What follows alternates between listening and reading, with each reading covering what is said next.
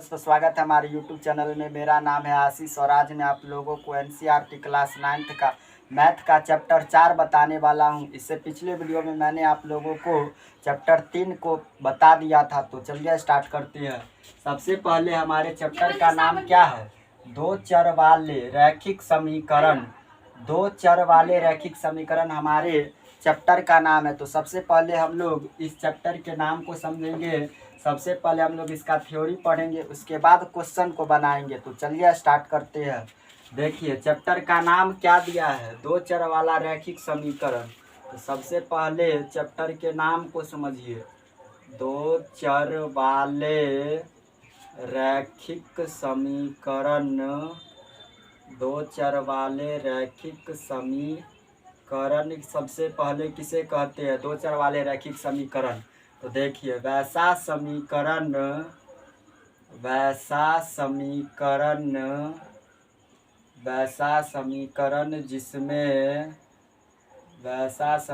जिसमें दो चर संख्या हो। वैसा समीकरण जिसमें दो चर संख्या हो और उसका अधिकतम घात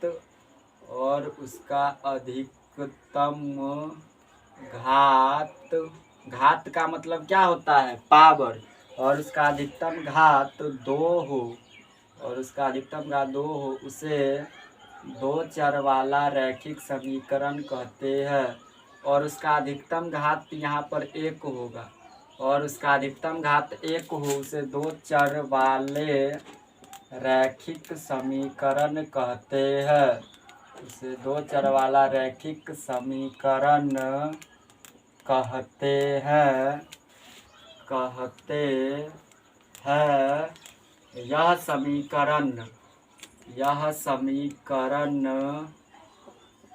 समीकरण ax plus by plus c बराबर 0 के रूप में होता है। यह समीकरण ax plus by plus c बराबर 0 के रूप में होता है। अब सबसे पहले आप इस चैप्टर के नाम को समझिए कि वैसा समीकरण जिसमें दो चर संख्या हो। चर का मतलब क्या होता है? चर का मतलब क्या होता है और अचर का मतलब क्या होता है? चर ABCD से लेकर के जितना भी लेटर आता है उसको क्या कहते हैं? चर कहते हैं। और अचर किसे कहते हैं? तो 1 2 3 4 से लेकर जितना भी अनंत तक जाता है इस सभी को क्या कहते हैं? अचर कहते हैं। तो ABCD वाले लेटर को चर संख्या कहते हैं और 1 2 3 4 5 को क्या कहते हैं? अचर संख्या कहते हैं। तो वैसा समीकरण जिसमें दो चर संख्या हो। देखिए इसका जैसे 2x प्लस 3y प्लस 8 बराबर 0। तब वैसा समीकरण जिसमें दो चर संख्या, देखिए x y मतलब ABCD वाला लेटर कितना होना चाहिए? 2 होना चाहिए। तो वैसा समीकरण जिसमें दो चर संख्या हो और उसका अधिकतम घात कितना होना चाहिए? 1 होना चाहिए। घात का मतलब पावर। x का पावर कुछ नहीं है तो क्या है? 1 है। y का पावर कुछ नहीं है तो क्या रहता है? 1 रहता है। तो और उसका अधिकतम घात 1 हो तो उसे क्या कहते हैं? दो चर वाला रैखिक समीकरण कहते हैं। यह समीकरण किस रूप में होता है? ax plus by plus c बराबर 0 के रूप में। देखिए ax plus by plus c बराबर 0। देखिए a के जगह पर क्या आ गया है? 2 आ गया है। x है तो x, प्लस है तो प्लस, b के जगह पर संख्या है 3, y है तो y और c का मतलब क्या हुआ कि संख्या क्या है? 8 है, बराबर के उस पार 0। तो दो चर वाला रैखिक समीकरण किस रूप में होता है? ax plus by plus c बराबर 0 के रूप में। ऑब्जेक्टिव में पूछ सकता है कि दो चर वाला रैखिक समीकरण किस रूप में होता है? तो क्या जवाब होगा? ax plus by plus c बराबर 0 के रूप में होता है। तो आप समझ गए होंगे कि दो चर वाला रैखिक समीकरण किसे कहते हैं। चलिए दोस्तों हम अपना अगला परिभाषा देखते हैं। अगला परिभाषा क्या है? आलेख। आलेख को इंग्लिश में क्या कहते हैं? ग्राफ। GRAPH। ग्राफ। आलेख किसे कहते हैं? तो दो चर वाले रैखिक समीकरणों को दो चर वाले रैखिक समीकरणों को विभिन्न बिंदुओं दो चर वाले रैखिक समीकरणों को विभिन्न बिंदुओं की सहायता से विभिन्न बिंदुओं की सहायता से विभिन्न बिंदुओं की सहायता से कार्तीय तल पर निरूपित करना कार्तीय तल पर निरूपित करना आलेख कहलाता है। कार्तीय तल पर निरूपित करना आलेख कहलाता है। आलेख किसे कहते हैं तो इसको समझिए। दो चर वाला रैखिक समीकरणों को विभिन्न बिंदुओं की सहायता से कार्तीय तल पर निरूपित करना। कार्तीय तल किसे कहते हैं पिछले वीडियो में बताए थे। कार्तीय तल आप चतुर्थांश के बारे में समझाए थे पिछले वीडियो में। तो कार्तीय तल किसे कहते हैं तो देखिए, ये जो होता है जिस बिंदु पर काटता है उसे मूल बिंदु कहते हैं। इधर होता है y और इधर होता है y डैश, इधर होता है x, इधर होता है x डैश। तो इसे ही क्या कहा जाता है कार्तीय तल कहा जाता है। कार्तीय तल पर निरूपित करना क्या कहलाता है विभिन्न बिंदुओं की सहायता से कार्तीय तल पर निरूपित करना ही आलेख कहलाता है। जैसे इसका एगो एग्जाम्पल देखिए, जैसे मानकर चलिए जैसे x प्लस वाई बराबर 7 का आलेख खींचे। जैसे x प्लस वाई बराबर 7 का आलेख खींचे। ये एगो एग्जाम्पल लेते हैं तो इसको कैसे बनाएंगे सो सुनिए। समीकरण क्या है x प्लस वाई बराबर 7 है। बताइए यह दो चर वाला समीकरण के रूप में है या नहीं। तो x प्लस वाई दो चर वाला रैखिक समीकरण किस रूप में होता है अभी बताइए है। ax plus B Y plus C बराबर 0 के रूप में होता है ना। तो देखिए x का मान है y का मान भी है c का मतलब क्या होता है संख्या क्या है 7 है और बराबर के उस पार 0 तो रहता ही है। तो देखिए x के पीछे कुछ नहीं रहता है तो क्या रहता है 1 रहता है। y के पीछे कुछ नहीं रहता तो क्या रहता है 1 रहता है। तो देखिए x प्लस वाई बराबर 7 का आलेख खींचना है ना। तो सबसे पहले क्या करते हैं एक बार x का मान 0 लेते हैं। x बराबर 0 लेने पर इस समीकरण में एक बार x का मान 0 लेते हैं। आप x का मान जरूरी नहीं है कि सिर्फ 0 ही ले सकते हैं, आपकी मर्जी। आप x का मान 1 लीजिए, 2 लीजिए, -1 लीजिए, -2 लीजिए, आपकी मर्जी। आप कुछ भी लेकर बना सकते हैं। अगर x का मान 0 लेते हैं तो तुरंत बन जाता है, इसलिए x का मान 0 ले रहे हैं। तो एक बार x का मान 0 ले लीजिए, एक बार y का मान 0 ले लीजिए और इसका क्या करेंगे कि कार्तीय तल पर इसका आलेख बनाएंगे। तो देखिए x का मान एक बार 0 ले रहे हैं। समीकरण क्या है x प्लस वाई बराबर 7 है। तो x का मान 0 ले लिए, प्लस y है तो प्लस y उस पर क्या है 7। तो 0 में y जोड़ेंगे तो क्या हो जाएगा y ही बचेगा। तो y बराबर 7। जब x का मान 0 ले लिए तो y का मान कितना आ गया 7 आ गया। एक बार x का मान 0 लिए तो एक बार y का मान भी 0 लेंगे। अब क्या लिखेंगे y बराबर 0 लेने पर क्या लिखेंगे y बराबर 0 लेने पर समीकरण यही रहेगा x प्लस वाई बराबर 7। समीकरण नहीं बदलेगा, समीकरण जो है वही है। अब इसमें y का मान क्या ले रहे हैं 0 ले रहे हैं। तो x जैसे है वैसे ही y के जगह पर 0, इधर क्या बचा है 7। तो x में 0 जोड़ेंगे तो क्या होगा x ही होगा। इधर क्या बचा है 7 बचा है। तो देखिए y का मान 0 लिए तो x का मान कितना आ गया 7 आ गया। अब क्या करते हैं एगो बॉक्स बनाते हैं जिसमें मान सेट करेंगे। एक बॉक्स बना लिए, इधर क्या होगा सो देखिए इसमें x इसमें y। देखिए जब x का मान 0 लिए तो x का मान जब 0 लिए तो y का मान कितना निकल गया 7 प्लस में। तो क्या लिखेंगे y का मान 7। x का मान 0 लिए तो y का मान कितना निकल गया 7 निकल गया। फिर क्या है y का मान 0 लिए तो y का मान 0 लिए तो x का मान कितना आ गया 7। तो x का मान 7। तो देखिए बॉक्स में मान सेट कर लिए। अब क्या करेंगे कि इस मान को कार्तीय तल पर निरूपित करेंगे। तो सबसे पहले क्या करते हैं कि कार्तीय तल बनाते हैं। देखिए ये कार्तीय तल बनाए, जिस बिंदु पर प्रतिच्छेद करता है उसे क्या कहते हैं? मूल बिंदु। ये सब पिछले वीडियो में बताए हैं, मूल बिंदु कहते हैं। और मूल बिंदु का निर्देशांक कितना होता है? 0,0 होता है। इसमें अधिकतम पावर क्या है? 7 है, मतलब 7 तक का लाइन खींचना पड़ेगा। तो देखिए 1 2 3 4 5 6 7, इधर क्या होता है? x। इधर आइए 1 2 3 4 5 6 और 7, इधर क्या होगा? y होगा। इधर क्या होगा? -1 -2 -3 -4 -5 -6 -7 होगा। इधर क्या होगा? x dash. और नीचे क्या होता है? -1 -2 -3 -4 -5 -6 y डैश है, तो y डैश कर देंगे। ठीक है, माइनस में कोई नहीं है तो -6 तक ही ले लिए। ठीक है, उसके बाद देखिए इस मान को कार्तीय तल पर कैसे सेट करते हैं, इसको समझिए। x का मान क्या है? 0 है, तो x का मान 0 नहीं खोजना है। x का मान 0 कहाँ पर होगा? इस मूल बिंदु पर होगा x का मान 0। लेकिन y का मान 7 प्लस में है, तो y का मान 7 प्लस में किस बिंदु पर होगा?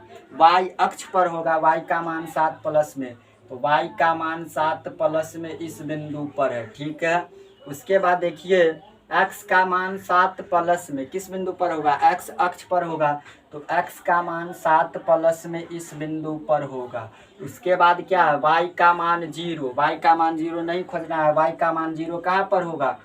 इस मूल बिंदु पर होगा, तो y का मान 0 नहीं खोजना है। x का मान एक बार प्लस में 7, y का मान एक बार प्लस में 7। इस बिंदु को और इस बिंदु को क्या करेंगे? स्केल की सहायता से मिला देंगे। देखिए स्केल की सहायता से इस बिंदु को मिला देंगे और इस बिंदु को भी आगे बढ़ा देंगे और इस बिंदु को भी आगे बढ़ा देंगे। तो सीधा लाइन नहीं ना बना, क्योंकि हम स्केल से नहीं बनाए हैं, आप स्केल से बनाइएगा। इस बिंदु को और इस बिंदु को क्या करेंगे कि मिला देंगे। उसके बाद ये जो आलेख आया है, ये बिंदु क्या हो जाएगा? x + y = 7 हो जाएगा। तो इसका आलेख कैसा होगा? ये ऐसा होगा, सीधा होगा। तो 7 और 7 को मिला दिए तो x + y = 7। तो यही आपका क्या बन गया? आलेख बन गया। तो x + y का आलेख खींचना था, तो आलेख खींच दिए। चलिए दोस्तों, हम अपना अगला परिभाषा देखते हैं। अगला है तापमान के, स्टार करके लिखिएगा। तापमान के 3 मात्रक होते हैं। तापमान के 3 मात्रक होते हैं। नीचे से रोमन अंक में पहला है सेल्सियस। पहला होता है सेल्सियस, इसको किससे सूचित करते हैं? डिग्री सी से। दूसरा होता है फ़ारेनहाइट। फ़ारेनहाइट, इसको किससे सूचित करते हैं? डिग्री एफ से। तीसरा होता है केल्विन। तीसरा क्या होता है? केल्विन। केल्विन को किससे सूचित करते हैं? डिग्री के से। अब देखिए तापमान के 3 मात्रक होते हैं, पहला सेल्सियस, फ़ारेनहाइट और केल्विन। और नीचे में लिखिएगा सेल्सियस को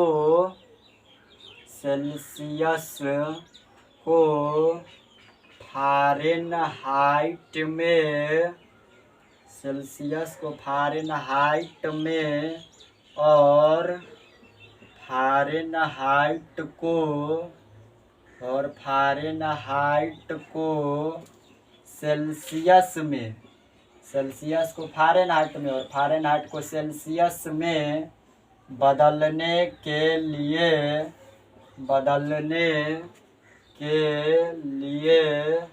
निम्नलिखित सूत्र का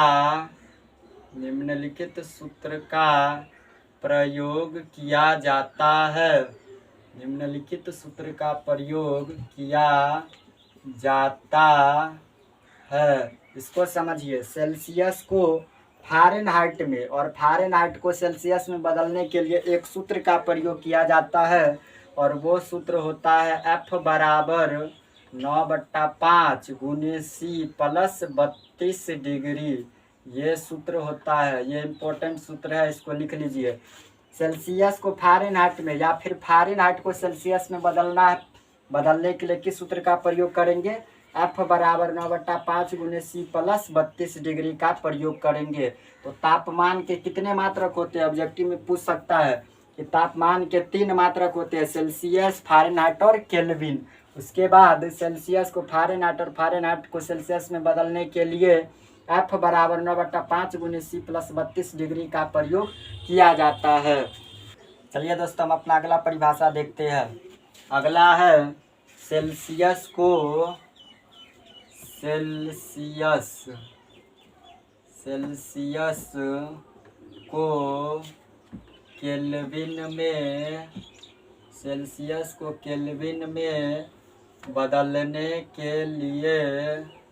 बदलने के लिए 273 जोड़ा जाता है। सेल्सियस को केल्विन में बदलने के लिए 273 जोड़ा जाता है। और अगला है केल्विन को सेल्सियस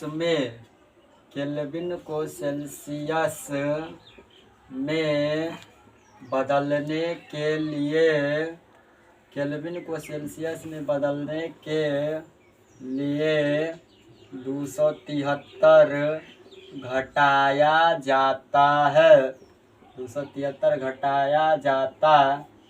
और अगला क्या है सो देखिए, दो चर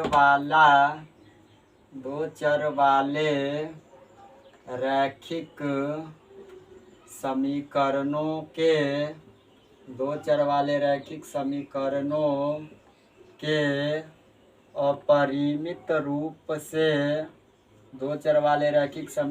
के अपरिमित रूप से अनेक हल होते हैं।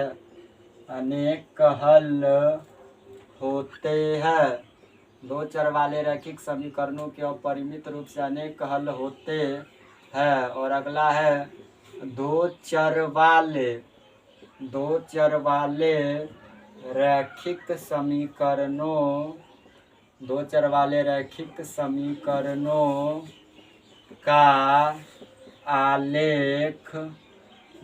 वाले रैखिक समीकरणों का आलेख एक सरल रेखा होती है।